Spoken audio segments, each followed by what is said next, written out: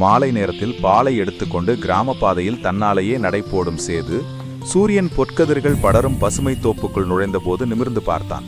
அங்கே ஒரு மர்மமான குழந்தை அழுகை ஒலி காற்றில் கலந்தது போல கேட்டு பயந்தாலும் தைரியத்தை சேர்த்து அந்த ஒலியை பின்தொடர்ந்தான். சில கணங்களில் முட்கள் நிறைந்த கம்பிகளில் சிக்கி தவிப்பதை காணும் ஒரு சிறிய மான்குட்டி அவன் கண்களில் விழுந்தது. உடனே பால் பாத்திரத்தை கீழே வைத்து கைகளில் குத்திக்கொண்டு மெதுவாக அந்த முட்களை அவிழ்த்து குட்டியை காப்பாற்றினான். பயத்தால் நடுங்கிக் கொண்டிருந்த குட்டி திடீரென சேதுவின் பேயை நக்கி நன்றி சொல்வது போல அமைதி அடைந்தது. அப்போதே பின்னாலிருந்து பெரிய சத்தம். சேது திரும்பி பார்த்தான். பெரிய மானம்மா ஓடி வந்து குட்டிக்கு பக்கத்தில் நின்றது. சேது கலங்கி பின் சென்றாலும் தாயிடம் திரும்ப வேண்டி குட்டியை தள்ளி தந்தான்.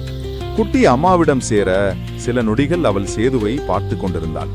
பின்னர் எதிர்பாராத மாதிரி அவள் தலையை மெதுவாக வளைத்து நன்றி சொல்லும் போல சாய்ந்து நின்றாள்.